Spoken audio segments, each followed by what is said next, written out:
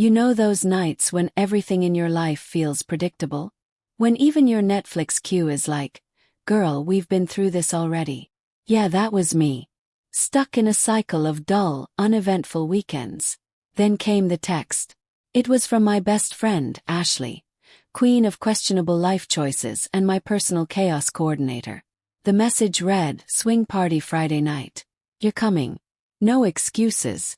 I stared at my phone for a good 5 minutes trying to process. Swing party. Like an actual swing party. Not a backyard barbecue where someone set up a hammock and called it a vibe. My cheeks flushed just thinking about it. Why me? I typed back, already knowing Ashley's answer would be something between manipulative and mildly offensive. "Because you're too boring and I'm doing you a favor," she replied with a winking emoji. Classic Ashley. Now don't get me wrong, I'm not a total prude. I've done my share of weird things, college was a phase, okay? But this felt like jumping out of a plane with a parachute that said, "Good luck, maybe." Still, the idea of breaking out of my predictable routine was tempting, even if it was Ashley-level chaos. By Friday night, I was a bundle of nerves, standing in front of my closet like it owed me an apology for being full of boring clothes. What do you even wear to a swing party? Something sexy. Something casual. Something that says, "I totally belong here, I'm not panicking at all." I eventually settled on a black dress that was both flattering and forgiving. A solid "I'm trying but not too hard" look. Ashley picked me up in her little red convertible, looking like she just stepped out of a rom-com where the lead character ruins everyone's life but somehow stays likable. "You look great," she chirped, completely ignoring the panic in my eyes. "Are you sure about this?" I asked, gripping my purse like it was a life vest. She waved a hand. "Relax. It's just a party. Think of it as networking but for fun people." Networking. Sure, Ashley. Let's call it that. The party was at this big house on the edge of town, the kind that looked like it belonged in a real estate magazine but probably had plumbing issues. The driveway was full of expensive cars, and the muffled sound of music spilled out every time the front door opened. "Here we go," Ashley said, dragging me toward the entrance like an overly enthusiastic life coach. Inside it was not what I expected. I thought it would be some wild free-for-all, but instead it was weirdly classy. Low lighting, soft jazz playing in the background, and people milling around with wine glasses in hand. It could have been a gallery opening, if not for the underlying vibe that whispered, "This is definitely not a gallery opening." "See," Ashley said, nudging me. Totally normal. Normal. Maybe for her. I wasn't used to being in a room full of people who seemed way too comfortable with themselves. And with each other. There was a man in the corner wearing sunglasses indoors. Why is there always someone in sunglasses? A couple laughing a little too loudly at nothing, and a woman who kept looking at me like she was trying to figure out if I was single or just here to people. Ashley vanished almost immediately, leaving me stranded near the snack table like the world's most awkward statue. I grabbed a glass of wine and tried to look busy, but every sip just made me more aware of how out of place I felt. "First time," a voice said behind me. I turned to see a man with a grin that was equal parts charming and infuriating. He had the air of someone who knew he was good-looking and had no problem using it to his advantage. "Is it that obvious?" I asked, trying to sound casual. "Only a little," he said, leaning against the table. "Don't worry, everyone feels weird their first time. Do you work here, or is this your hobby?" I blurted out before I could stop myself. He laughed, a deep, warm sound that made me simultaneously embarrassed and slightly charmed. "I'm just here for the snacks, same as you," he said, popping a grape into his mouth. Before I could decide if he was flirting or just overly friendly, Ashley reappeared, dragging me away with a whispered, "You're wasting your time. There's someone you have to meet." And that's how I ended up face to face with Harold. Harold was older, like significantly older. He wore suspenders, smelled faintly of Werther's Originals, and greeted me with a handshake that could crush a can. "It's so nice to see young folks here," he said, beaming. Ashley gave me a wicked grin and whispered, "Have fun," before disappearing again. I was trapped. So, Harold began, leaning in conspiratorially. Do you like harmonicas? I nearly choked on my wine. This was going to be a long night. Here's the thing. When Ashley says, you've got to see this, it usually means trouble. Not the oops, I spilled my drink kind of trouble. The what did I just get myself into kind. So when she dragged me into another room, I should have known better. The door opened to what could only be described as the scene. The lighting was dim, too dim to be accidental, and the furniture looked like it belonged in a magazine shoot for luxurious bad decisions. Velvet couches, silk cushions, and a low glass table covered in half-empty wine glasses. The air was thick, and not just because of the candles burning on every flat surface. I froze in the doorway, my brain trying to catch up with what my eyes were seeing. Couples lounged on the couches, their poses a little too casual to be innocent. A man with a chiseled jawline was whispering something into a woman's ear, her hand resting lightly on his thigh. Another group was huddled together, laughing softly as though they were sharing a joke no one else in the world would understand. Come on, Ashley whispered, pulling me further into the room. I don't think I belong here, I hissed, clutching my wine glass like a lifeline. You're overthinking, she replied, rolling her eyes. Just sit down and have fun. Trust me. That last line was usually my cue to run, but the velvet couch was surprisingly inviting, and my feet were tired from wandering around awkwardly all night. I sank into the cushions, trying to look casual, though I felt anything but. The conversations around me buzzed like static, low and intimate. I couldn't make out the words, but the tone was unmistakable. Every glance, every smile, every soft laugh seemed to carry an undercurrent of something unspoken. Ashley, of course, was thriving. She was perched on the arm of the couch, her legs crossed and her glass dangling from her fingers like she'd been born for this moment. She laughed at something a man said, tossing her hair in a way that made it impossible to look away. Meanwhile, I was trying not to look like I'd stumbled into the wrong room by accident. And then, of course, he walked in. Nathan. Because the universe loves to make things complicated. He scanned the room with that same quiet confidence, his gaze landing on me for just a fraction of a second longer than it did anyone else. My pulse did that annoying thing where it sped up for no reason. Looks like you found the fun room, he said, sitting down on the couch beside me. Is that what this is called? I asked, trying to sound casual but mostly just sounding nervous. He smirked. Something like that. The way he said it wasn't flirty exactly. It was suggestive. Like he knew something I didn't, and he was daring me to figure it out. Before I could decide if I was intrigued or terrified, a couple across from us caught my eye. They were impossibly attractive in that way that makes you question every life choice that's ever led to you sitting on a couch with wine-stained lips. They were leaning into each other, their hands moving with the kind of ease that suggested they'd done this before. First time here? Nathan asked, pulling my attention back to him. That obvious? Only to people who've been around long enough to recognize the look. What look? The one that says, "What the hell have I gotten myself into?"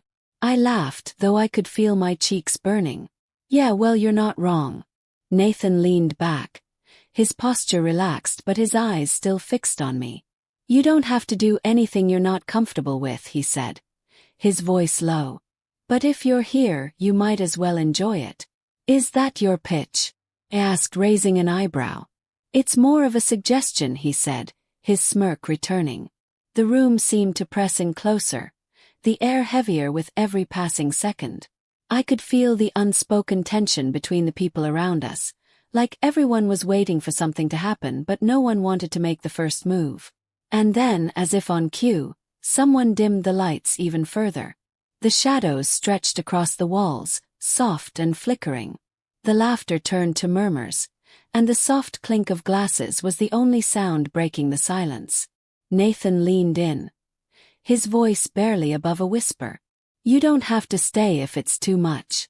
I turned to look at him, his face close enough that I could see the flecks of gold in his eyes. And if I want to stay, then stay, he said, his tone even but his gaze electric. For a moment, everything else faded away, the hum of the room, the flicker of the candles, even the awkward knot in my stomach. It was just him. His steady gaze daring me to let go of whatever was holding me back. And for the first time that night, I wasn't so sure I wanted to leave. The night had taken a turn, subtle but undeniable. The energy in the room shifted from playful to something richer, more layered. It wasn't just a party anymore. It was a stage, and every glance, every touch, was part of a performance that only the invited could understand. Ashley leaned over, her voice dripping with excitement. "You're not really experiencing it if you're just sitting here," she said, her grin wild and teasing. "Experiencing what exactly?" I asked, though I already knew. "You'll see," she said with a wink, grabbing my hand and pulling me toward another part of the house. The hallway was dim, lined with heavy velvet curtains that seemed to muffle every sound. The further we walked, the quieter it became, until all that was left was the sound of my heels clicking against the polished floor and the soft murmur of distant voices. Ashley stopped in front of a door, her fingers brushing the doorknob like she was savoring the moment. "Are you ready?" she asked, her eyes gleaming with mischief.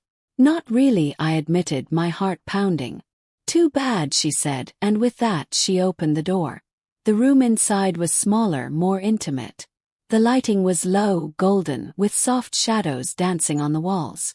A long, plush chaise lounge dominated the center of the space, surrounded by scattered cushions and low tables holding half-empty glasses of champagne. The air smelled faintly of perfume and something warmer, muskier.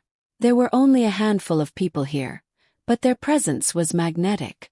A woman in a silk robe lounged on the chaise, her bare legs crossed, her gaze slow and deliberate as it swept the room. A man sat beside her, his fingers tracing lazy patterns along her wrist, their movements synchronized like a silent conversation. In the far corner, another couple leaned into each other, their whispers too soft to hear. Their hands moved with practiced ease, fingers brushing skin, tracing lines, exploring in ways that were intimate yet strangely elegant. Ashley nudged me forward, and I nearly stumbled. "Don't just stand there," she whispered. "Take it in." I hesitated, my breath catching as I realized what she meant. This wasn't just a quiet room. It was the kind of space where people came to let go of their inhibitions. The kind of space where curiosity and boldness intertwined, where every glance carried an invitation, and every touch hinted at something more. Nathan appeared beside me. His arrival so quiet it startled me. "You found the velvet room," he said, his voice soft and knowing. "Is that what this is called?" I asked, my voice barely above a whisper. "Something like that," he said, his eyes sweeping over the scene. "It's where things get more personal." His tone sent a shiver down my spine, and I wasn't sure if it was from excitement or nerves, or maybe both. A couple nearby caught my attention. The man's hand rested lightly on the woman's thigh, his fingers tracing slow, deliberate circles. Her eyes fluttered closed, her lips parting as though she were lost in the moment. It wasn't explicit, not really. It was subtle, intimate, the kind of scene that felt both private and impossible to look away from. "Is this what you expected?" Nathan asked, his gaze fixed on me. "I don't know what I expected," I admitted, my cheeks flushing under his steady stare. "You're not uncomfortable, are you?" "No," I said quickly, though my voice wavered. "Just surprised." "That's normal," he said, a small smile tugging at the corner of his lips. "The first time always feels like stepping into another world." I looked around again, this time letting myself really take it in. The silk, the soft murmurs, the quiet hum of music in the background. It was intoxicating. The kind of atmosphere that made you forget the outside world existed. Nathan stepped closer, his presence warm and steady. "You can leave whenever you want," he said. "But if you stay, you might find yourself enjoying it more than you think." The way he said it wasn't pushy or demanding. It was an invitation, simple and open-ended. I didn't answer right away, my gaze drifting back to the couple on the chaise. The man leaned in, his lips brushing the woman's shoulder, his movements unhurried. Her hand slid up to tangle in his hair, her body arching ever so slightly toward him. It was elegant, almost artful, and I couldn't deny how captivating it was. Nathan's voice pulled me back. "You don't have to decide now," he said. "Just let yourself feel it." And for the first time that night I thought maybe I could. The night had wrapped itself around me like a silk scarf, soft, seductive, and slightly suffocating. The velvet room seemed to hold its own rhythm, each moment flowing seamlessly into the next. Time felt irrelevant here, the outside world a distant memory. Nathan was still beside me, his presence a steady hum against the buzz of the room. I could feel the weight of his gaze, calm but expectant, as though he were waiting for me to make a decision only I could make. "You're thinking too much again," he said, his voice low, cutting through the haze of my thoughts. "Maybe," I admitted, clutching my champagne glass like it was the only solid thing in the room. "You don't have to do anything," he said, his tone softening. "But sometimes letting go can surprise you." I turned to look at him, his face bathed in the golden light of the room. There was no pressure in his expression, just a quiet confidence that made it impossible not to trust him. Before I could respond, the couple on the chaise caught my attention again. They had shifted, their movements slower now, more deliberate. The man's hand traced a path up the woman's arm, his touch light as a whisper, while she leaned into him, her smile lazy and content. They weren't putting on a show, but there was something magnetic about the way they moved, like they were sharing a secret only they understood. I felt the pull of their intimacy, the quiet allure of their connection. It wasn't about them, not really. It was about what they represented. Freedom, abandon, the kind of closeness I hadn't let myself imagine until now. Nathan must have noticed the way I was watching them. "It's not what you think," he said, his voice breaking through the quiet hum of the room. "What do you mean?" "It's not just about them," he said, leaning in closer. "It's about you. What you want, what you're willing to take from this moment." His words settled over me like a weight, grounding and electrifying all at once. He was right. This wasn't about anyone else. It was about me, what I wanted, what I was ready for. "I don't know what I want," I said, my voice barely above a whisper. Nathan smiled, his expression warm and steady. "That's the best place to start." He reached out, his fingers brushing mine in a way that sent a jolt up my arm. It was a small gesture, but it felt like a question, one I wasn't sure how to answer. And then, as if the room itself had decided to intervene, the music shifted. The soft hum of ambient noise gave way to something richer, deeper, a melody that seemed to pulse with the same quiet intensity that filled the space. The couples around us moved closer, their bodies leaning into each other as though the music had woven an invisible thread between them. The woman on the chaise tilted her head back, her laughter soft and unguarded as her partner whispered something in her ear. I felt the pull again, stronger this time. It wasn't about joining in or following anyone else's lead. It was about the energy, the openness, the way everyone seemed to let themselves be in a way that felt almost sacred. Nathan's hand lingered near mine, his presence steady but unobtrusive. He wasn't pushing, wasn't pulling, just waiting, letting me decide if I wanted to take the next step. And in that moment, I realized I didn't have to make any grand decisions. I didn't have to cross any lines I wasn't ready for. All I had to do was let myself feel the moment, let the night take me wherever it wanted to go. I turned to him, a small smile playing on my lips. "Maybe I'm ready to stop thinking," I said. His smile mirrored mine, warm and understanding. "Good." He didn't move closer, didn't take my hand. He just stayed there, his presence a quiet reassurance as the room around us swayed with its own rhythm. And for the first time in a long time I let myself lean into the moment, no longer afraid of what it might mean.